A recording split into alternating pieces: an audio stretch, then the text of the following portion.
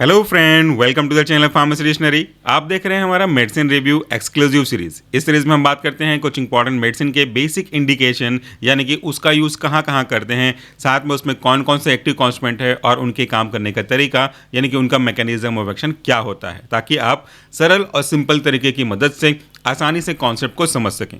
आज के इस वीडियो में मैंने लिया हुआ है एक ब्रांड नेम जिसका नाम है सुक्राल ओ। सुक्राल ओ में ओ का एक स्पेसिफिक मतलब है जो कि उसके दूसरे कॉन्स्टिट्यूएंट यानी कि ऑक्सीटाकेन को रिप्रेजेंट कर रहा है, और सुक्राल का नाम उसके इंग्रेडिएंट यानी कि सुक्रालफेट से लिया गया है, जैसा कि आपकी सिमिलरिटी देखने को मिल सके। तो सुक्राल ओ का जो सस्पेंशन है वो किस लिए यूज़ किया जाता है? सुक्राल ओ यूज़ किया जाता है आपके पेप्टिक अल्सर के केस में उसको प्रोग्रेशन को रोकने के लिए, उसके पेन को कम करने के लिए। आप जानते हैं कि पेप्टिक अल्सर का पेन कितना भयानक होता है। अगर मैं एक्सप्लेन करना चाहूँ तो भी एक्सप्लेन नहीं कर पाऊंगा, और अगर आप समझना चाहें तो भी आप समझ नहीं पाएंगे। इसका इंटेंसिव पेन इतना ज़्यादा होता है कि समझने वाले व्यक्ति के बस के बाहर की बात ही होती है। बहुत ज़्यादा पेन होता है, कई बार वोमिटिंग की फीलिंग भी आ जाती है और एक्चुअल वोमिटिंग भी हो जाता है। तो ये पूरा जो अल्सर है उसके पीछे का कारण क्या है, इवन ये अल्सर खुद क्या है, कैसे ये ड्रग काम करता है और कैसे उसके क्लासिफिकेशन है, आज का ड्रग कौन से क्लास को बिलोंग करता है, सब कुछ जानेंगे। बने रहिए हमारे साथ। अगर हम बात करते हैं पेप्टिक अल्सर की, तो इसमें दो शब्द है, एक है आपका पेप्टिक और दूसरा है आपका अल्सर। तो अल्सर का क्या मतलब होता है? अल्सर यानी कि सरफेस के पार्ट का एरोजन, जिस भी पर्टिकुलर पार्ट के बारे में आप बात कर रहे होंगे उसके रेस्पेक्ट में जो सरफेस होता है, सेल होता है, वो धीरे से रप्चर होने लगता है, उसमें थोड़ा छिलाव कटाव जैसा फीलिंग देखने को मिलता है। मैं आपको रफ समझाने के लिए बता रहा हूँ कि अगर एक बच्चा दौड़ रहा है, आप भी दौड़ रहे हो कहीं पे और कहीं गिर गए, तो गिरने के बाद आपके कोहनी में, घुटने में जो छिल जाता है, वही एक प्रकार से कह सकते हो कि वो अल्सर है। अब उस छिले हुए पार्ट पे इमेजिन करिए कि छिले हुए हाथ पे, कोहनी पे, घुटने पे कहीं नमक मिर्ची नींबू ऐसा पड़ जाए तो फिर क्या हालत होगी आपकी। तो अगर आप इस सीलिंग से ही शहर जा रहे हैं तो जिसके पेट में ये प्रॉब्लम होगी उसको कैसा होता होगा, क्योंकि वहाँ पे तो आप बैंडेज पट्टी लगा सकते हैं, हाथ में पेट पे कैसे लगाएंगे। उसकी प्रॉब्लम को बहुत अधिक तरीके से कंट्रोल करना आवश्यक है, और उस पेप्टिक अल्सर को कंट्रोल करने के लिए कई सारे ड्रग्स यहाँ पे लिखे गए हैं। तो अभी तो आपने समझा बेसिक मीनिंग ऑफ अल्सर। अब आपको बताता हूँ कि ये जो पेप्टिक अल्सर है उसके पीछे की फिजियोलॉजी क्या कहती है, क्यों ये ऐसा होता है, what is the basic reason about that. जब कभी भी हम बात करते हैं पेप्टिक अल्सर की, तो ये एक चीज़ ध्यान रखिएगा, अटैकिंग फोर्स और डिफेंसिव फोर्स के डिफरेंस की वजह से ये प्रॉब्लम होता है। जब कभी भी हम कोई भी फूड कंज्यूम करते हैं, सपोज ये आपका फूड है, तो ये फूड जब आपके पेट में पहुंचता है तो इस फूड को पचाने के लिए हमारे बॉडी में एसिड का सिक्रेशन होना बहुत जरूरी है, और ये एसिड आपके पैराइटल सेल से सिक्रीट होता रहता है। ये एसिड इस फूड को पचाता है और फिर फूड आगे जाकर के स्मॉल इंटेस्टाइन से अब्जॉर्ब हो जाता है। ये उसका नॉर्मल प्रोसेस है।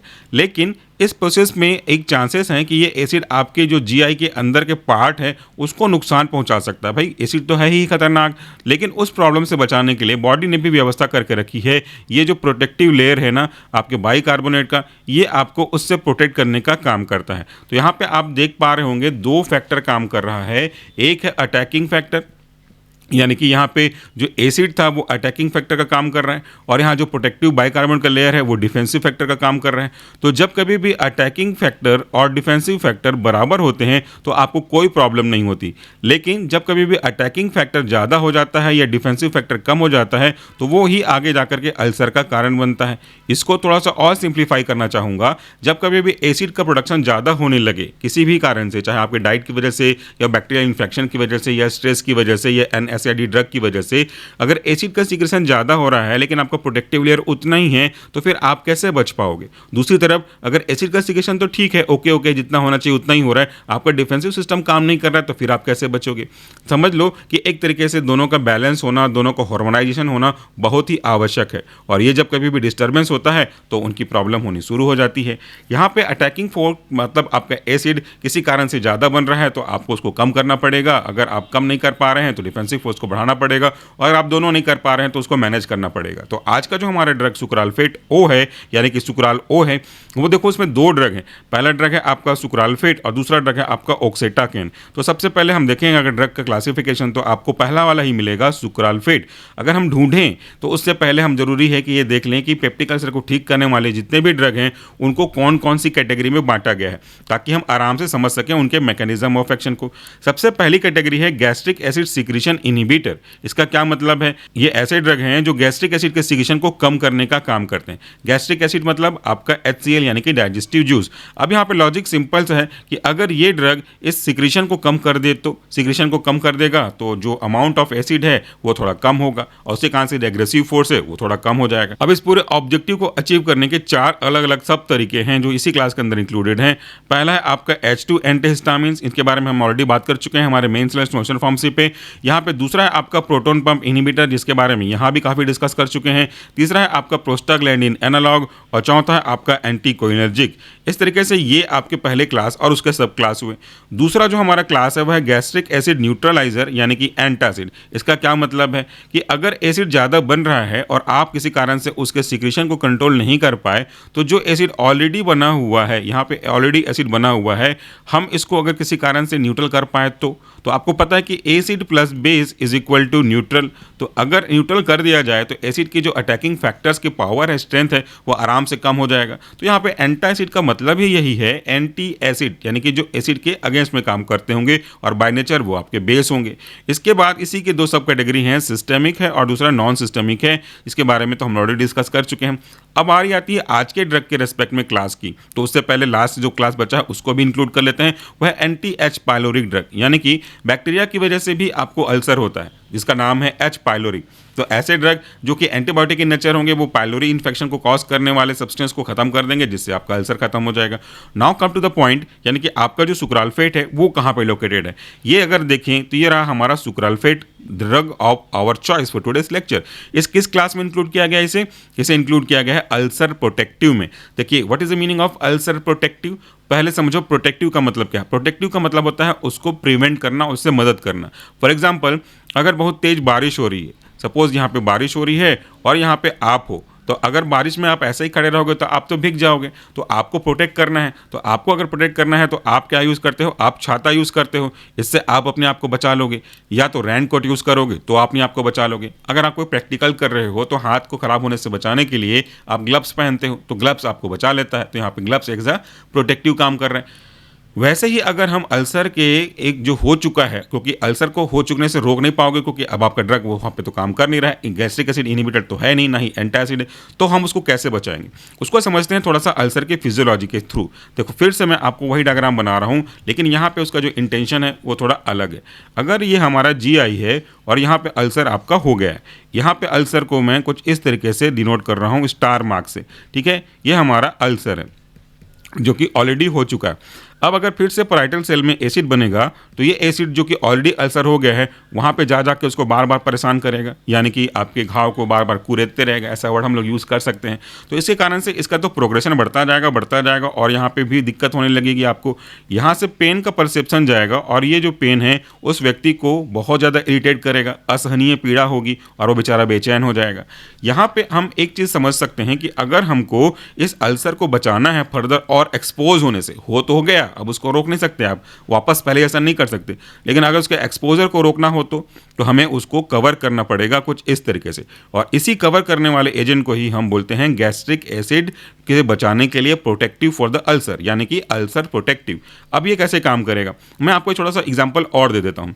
मान लो आपने कभी अपने प्रैक्टिकल कॉपी में नोटबुक में कवर तो लगाया होगा, कवर आजकल लेमिनेटेड आते हैं। अगर ये मेरा कॉपी है, प्रैक्टिकल फाइल है और इसमें कोई कवर नहीं लगा और इसमें मैंने पानी गिरा दिया या गलती से पानी गिर गया, तो ये पानी तो आपके कागज़ को गला देगा और कागज़ खराब हो जाएगा। लेकिन अगर इसी के ऊपर आप पन्नी का कवर लगाते हो, जो आजकल बच्चे लगाते हैं अच्छा ब्राउन कलर का, उसको लगा दोगे तो वो एक प्रोटेक्टिव का काम करेगा। यानी कि लेमिनेशन की मैं बात कर रहा हूँ, आपने अपने डॉक्यूमेंट का लेमिनेशन तो कराया ही होगा, वही है। तो लेमिनेशन जिस तरह से इसको प्रोटेक्ट कर रहा है वैसा हमको यहाँ पे कोई तरीका अपनाना पड़ेगा इसको प्रोटेक्ट करने के लिए, और उसको पूरा करने की जिम्मेदारी आती है सुक्राल्फेट पे। वो कैसे, यहाँ पे जो अल्सर देख रहे हैं ना, अल्सर यानी कि स्किन का इरोजन यानी कि प्रोटीन, तो इसके पास पॉजिटिव चार्ज होता है। तो जिस जिस जगह पे अल्सर हुआ है समझो उसके सरफेस पे पॉजिटिव चार्ज होगा। और हमने बचपन से पढ़ते आ रहे हैं, खेलते आ रहे हैं मैग्नेट की सहायता से कि हमेशा पॉजिटिव चार्ज को अटैक करता है negative charge, vice versa negative charge को अट्रैक्ट करता है पॉजिटिव चार्ज। तो यहाँ पे अगर हम पॉजिटिव चार्ज को कवर करना चाहें तो नेगेटिव चार्ज तो लगा ही सकते हैं, इसका डेमोस्ट्रेशन भी हमने किया हुआ है हमारे मेन चैनल सोशल फार्मेसी पे, वहाँ भी चेकआउट कर सकते हैं सुक्राल्फेट के मैकेनिज्म को। अब क्या होगा जब हम यहाँ पे सुक्राल्फेट देते हैं इस व्यक्ति को, सुक्राल्फेट का जो सस्पेंशन है, क्योंकि लिखा है सस्पेंशन, तो जब हम उसको सस्पेंशन देते हैं तो ये अंदर आता जाता है, और जैसे ही अंदर आता है आपके जीआई में, ये जो आपका पॉजिटिव चार्ज है अल्सर का, उसके द्वारा अट्रैक्ट कर लिया जाता है। तो ऐसा समझिए कि ये अल्सर है और अल्सर के चारों तरफ जो पॉजिटिव पार्ट चार्ज पड़ा हुआ है वो कुछ इस तरीके से है, ठीक है। और अगर अभी आपने सुक्राल्फेट नहीं दिया है तो ये जो एसिड सीक्रेट होकर के आ रहा होगा वो इसको और एक्सपोज कर रहा होगा, अंदर तक जा रहा होगा डॉटेड लाइन से। लेकिन जैसे ही आपने सुक्राल्फेट दिया, ये इसके पास नेगेटिव चार्ज होता है, तो negative charge will be attracted by positive charge. तो जहाँ जहाँ पे आपका पॉजिटिव चार्ज है वहाँ वहाँ पे नेगेटिव चार्ज जाएगा, और इस तरीके से धीरे से देखेंगे तो उसके ऊपर इस तरह की एक बाउंड्री, एक लेयर, एक कवर बनाने का काम करेगा। अब जो पहले एसिड जा पा रहा था अंदर में, वो कैसे करेगा, वो ऐसे होकर आ जाएगा वापस को कि अंदर नहीं जा पाएगा। तो जब ये अंदर नहीं जा पाएगा, उस पार्ट को बार बार इरिटेट नहीं कर पाएगा या नहीं करेगा, तो आपके जो प्रॉब्लम के प्रोग्रेशन थे वो तो काफ़ी कम हो जाएंगे। तो इस तरीके से आपका जो सुक्राल्फेट है वो काम करता है। सुक्राल्फेट कहीं भी ऐसा कोई प्रॉब्लम हो रहा हो तो वहाँ पे काम करेगा। जरूरी नहीं है कि सुक्राल्फेट का यूज़ हम केवल पेप्टिक अल्सर के लिए ही करें। अगर कहीं पे सर्जरी की घाव होती है, कट लगते हैं, तो वहाँ भी आपका जो बीटाडीन होता है उसमें सुक्राल्फेट ऐड किया जा सकते हैं। बीटाडीन तो एक ब्रांड नेम है, पोविडोन आयोडीन का जो सॉल्यूशन होता है या तो फिर उसका क्रीम होता है, ऑइंटमेंट होता है, उसमें इसको हम मिला देंगे तो वो जल्दी से चांसेस कवर करने का करता है। तो ये सुक्राल्फेट के काम करने का तरीका हुआ। इस पे एक ड्रग और है जिसका नाम है ऑक्सीटाकेन, तभी तो यहाँ पे लिखा हुआ है ओ। तो ऑक्सीटाकेन यहाँ पे एंटी अल्सर ड्रग नहीं है। ऑक्सीटाकेन हमारा एक ऐसा ड्रग है जिसको हम लोग बोलते हैं लोकल एनेस्थेटिक। तो सबसे पहले फिर से समझाऊंगा what is the meaning of anaesthetic. Anaesthetic मतलब होता है ऐसे ड्रग जो कि किसी पर्टिकुलर पार्ट में पेन के परसेप्शन को रिवर्सिबल तरीके से ब्लॉक करते हैं। ऐसा नहीं कि एक बार आपने दिया तो जिंदगी भर दर्द नहीं होगा, वो कुछ समय के लिए दर्द को रोक देगा, फिर बाद में धीरे धीरे जैसे ही असर खत्म होते जाएगा, कम होते जाएगा, रिवर्सिबली आपको फिर से फीलिंग ऑफ पेन का होने लगेगा। इस एनेस्थेटिक को हम दो मुख्य क्लास में क्लासीफाई करते हैं। एक होता है जनरल एनेस्थेटिक और दूसरा होता है लोकल एनेस्थेटिक। जनरल मतलब जो पूरी बॉडी को सुन्न कर दे, बेहोश कर दे, और लोकल मतलब एक रेस्ट्रिक्टेड पार्ट ऑफ बॉडी। अगर ये व्यक्ति है, बॉडी है, तो पूरा का पूरा इसको अगर बेहोश कर देते हैं। जनरल एनेस्थेटिक किसी पर्टिकुलर पार्ट जैसे हाथ, दांत, कहीं टाँके लगते हैं, उसको अगर बेहोश कर दिया जाए, बेहोश में सुन्न कर दिया जाए उस रेस्ट्रिक्टेड पार्ट को, तो वो कहलाएगा लोकल एनेस्थेटिक। अब आप सोच रहे हो कि आपके सुक्राल्फेट में, एंटी अल्सर ड्रग में, इस oxetacaine as a local anaesthetic का क्या रोल है भैया। सिंपल सा प्रोजेक्ट। यहाँ पे अगर आप ध्यान दें नीचे साइड, राइट साइड में, तो मैंने कहा कि इसका पेन इतना इंटेंसिव होता है कि ना तो आप समझ पाओगे और ना तो मैं समझा पाऊंगा। केवल वही फील कर सकता है जिसको ये प्रॉब्लम हुई है। आई होप कि किसी को ऐसी प्रॉब्लम ना हो, तो उसको इतना दर्द होगा, बेचारा दर्द सहेगा कैसे। तो वहाँ पे जा करके आपका ये जो ड्रग है वो काम करेगा, और उसमें जो लोकल एनेस्थेटिक है उसके पेन के परसेप्शन को सुन्न कर देगा, जिससे वो पेन का जो सिग्नल है वो आगे नहीं जा पाएगा और उसको पेन से टेम्परेरी ही सही राहत मिलेगा। ये जो सुक्राल्फेट है और ये जो ऑक्सीटाकेन है, ये कोई परमानेंट उपाय नहीं है, ये टेम्परेरी रिलीफ है। हाँ, लेकिन टेम्परेरी रिलीफ इस तरीके से आगे बचा सकता है क्योंकि बार बार अगर आपको वहाँ पे एसिड का अटैक होता रहा तो वो प्रोग्रेशन में चला जाएगा और बढ़ जाएगा। तो आप एटलीस्ट ठीक होने से पहले तक इसके प्रोग्रेशन को कंट्रोल कर सकते हो। अब लोकल एनेस्थेटिक कैसे काम करता है। लोकल एनेस्थेटिक मतलब एक ऐसा एनेस्थेटिक जो पर्टिकुलर पार्ट पे पेन के परसेप्शन को ब्लॉक करेगा। तो पेन का परसेप्शन होता कैसे है, जब हम समझ पाएंगे तभी तो समझ पाएंगे कि ब्लॉक कैसे करता है। अगर ये हमारा सेल है तो इस सेल के सरफेस पे, मेम्ब्रेन पे एक चैनल पाया जाता है जो अलग अलग चैनल के नाम से आया जाता है, जिससे वो चैनल में कोई आयन आएगा उसके नाम से उस चैनल का नाम कहलाएगा। तो यहाँ पे अगर मान लेता हूँ कि सोडियम चैनल है और सोडियम यहाँ से आ रहा है, तो सोडियम अगर बाहर से अंदर आ रहा है तो ये सोडियम एक्शन पोटेंशियल के थ्रू आने की वजह से ये एक्शन पोटेंशियल को जनरेट करेगा। यहाँ पे पोलराइजेशन, डीपोलराइजेशन, रीपोलराइजेशन, ऐसे पूरा फेज जो है वो चलता रहेगा। यहाँ पे सोडियम आने की वजह से हमें पेन का परसेप्शन होता है, और अगर हम नहीं चाहते हैं कि पेन का परसेप्शन हो तो इस सोडियम चैनल को इनएक्टिवेट कर सकते हैं इस सब पे। इन सब का डिटेल वीडियो हमारे मेन चैनल सोशल फॉर्म से पे आपका अवेलेबल हो जाएगा, सरल सिंपल हिंदी में। तो ये इस तरीके से आज हमने देखा कि आपका सुक्राल ओ कैसे काम करता है। इसमें दो ड्रग हैं, सुक्राल्फेट जो कि एंटी अल्सर ड्रग का काम करेगा, ऑक्सीटाकेन जो कि एक लोकल एनेस्थेटिक का काम करेगा, और दोनों मिलकर के उस अल्सर के प्रोग्रेशन को कंट्रोल करेंगे, साथ में जो दर्द हो रहा है, असहनीय दर्द बोलना चाहिए, उसे मैनेज करने का काम करेगा। आई होप कि आपको आज का लेक्चर का जो कंसेप्ट है वो समझ में आया होगा। कमेंट बॉक्स में एक फीडबैक दे देंगे तो मेरे लिए काफ़ी अच्छा होगा। आई होप कि आप इतना मेहनत तो मेरे लिए कर सकते हैं। Thank you so much for this video. नमस्कार, टेक केयर।